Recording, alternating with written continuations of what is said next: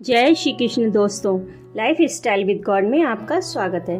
दोस्तों, यहाँ पर हम श्रीमद् भगवद गीता के दूसरे अध्याय का अध्ययन कर रहे हैं, जिसका नाम सांख्य योग है। आज हम 52वें और 53वें श्लोक का अध्ययन करेंगे।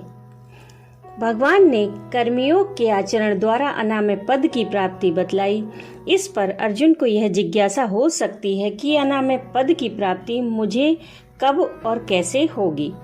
इसके लिए भगवान 2 श्लोकों में कहते हैं कि यदा ते मोह कलिलम बुद्धिर्व्यति तरिष्यति तदा गंतासि निर्वेदम श्रोतव्यस्य श्रुतस्य च।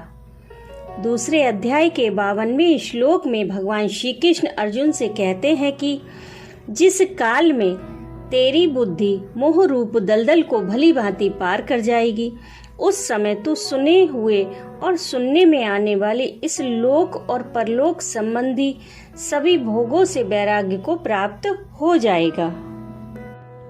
अब जानते हैं कि यहाँ पर मोह कलिल किसे कहा गया है और बुद्धि का उसको भली भांति पार कर जाना किसे कहते हैं। स्वजन बांधवों के वध की आशंका से स्नेहवश अर्जुन के हृदय में जो मोह उत्पन्न हो गया था, जिसे इसी अध्याय के दूसरे श्लोक में कश्मल बताया गया है, यहाँ मोह कलिल से उसी को लक्ष्य किया गया है।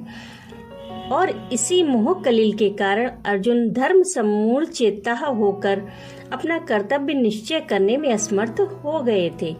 यह मोह कलिल एक प्रकार का आवरण युक्त मल दोष है, जो बुद्धि को निश्चय भूमि तक न पहुंचने देकर अपने में ही फंसाए रखता है और सत्संग से उत्पन्न विवेक द्वारा नित्य अनित्य और कर्तव्य अकर्तव्य का निश्चय करके ममता, आसक्ति और कामना के त्याग पूर्वक भगवत परायण होकर निष्काम भाव से कर्म करते रहने से इस आवरण युक्त मल दोष का सर्वथा नाश हो जाना है।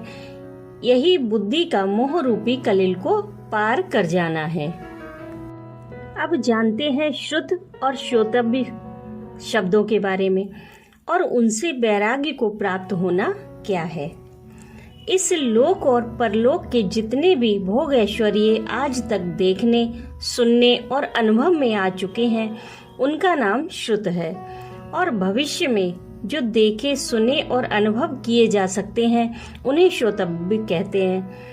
उन सबको दुख के हेतु और अनित्य समझकर उनमें जो आसक्ति का सर्वथा अभाव हो जाना है, यही उनसे वैराग्य को प्राप्त होना है। भगवान कहते हैं कि मोह के नाश होने पर जब तुम्हारी बुद्धि सम्यक प्रकार से स्वाभाविक स्थिति में पहुंच जाएगी, तब तुम्हें इस लोक और परलोक के समस्त क्षणिक पदार्थों से यथार्थ वैराग्य हो जाएगा। श्रुति विप्रतिपन्ना ते यदा स्थास्यति निश्चला समाधावचला बुद्धिस तदा योगम वाप्स्यसि। दूसरे अध्याय के 53वें श्लोक में भगवान श्री कृष्ण अर्जुन से कहते हैं कि भांति भांति के वचनों को सुनने से विचलित हुई तेरी बुद्धि जब परमात्मा में अचल और स्थिर ठहर जाएगी, तब तू योग को प्राप्त हो जाएगा, अर्थात तेरा परमात्मा से नित्य संयोग हो जाएगा। अब जानते हैं श्रुति विप्रतिपन्ना बुद्धि का क्या स्वरूप है। इस लोक और परलोक के भोग ऐश्वर्य और उनकी प्राप्ति के साधनों के संबंध में भांति भांति के वचनों को सुनने से बुद्धि में विक्षिप्तता आ जाती है। इसके कारण वह एक निश्चय पर निश्चल रूप से नहीं टिक सकती। अभी एक बात को अच्छी समझती है तो कुछ ही समय के बाद दूसरी बात को अच्छी मानने लगती है। ऐसी विक्षिप्तता और अनिश्चयात्मिका बुद्धि को यहाँ श्रुति विप्रतिपन्ना बुद्धि कहा गया है। यह बुद्धि का विक्षेप दोष है।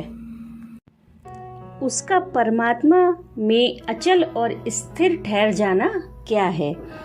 मोह रूप दलदल से पार हो जाने के कारण इस लोक और परलोक के भोगों से सर्वथा विरक्त हुई बुद्धि का जो विक्षेप दोष से सर्वथा रहित हो जाना और एकमात्र परमात्मा में ही स्थायी रूप से निश्चल टिक जाना, यही उसका परमात्मा में अचल और स्थिर ठहर जाना है। भगवान ने कहा कि उस समय तू योग को प्राप्त हो जाएगा। यहाँ पर योग शब्द परमात्मा के साथ नित्य और पूर्ण संयोग का वाचक है, क्योंकि यह मल विक्षेप और आवरण दोष से रहित विवेक, वैराग्य संपन्न और परमात्मा में निश्चल रूप से स्थित बुद्धि का फल है।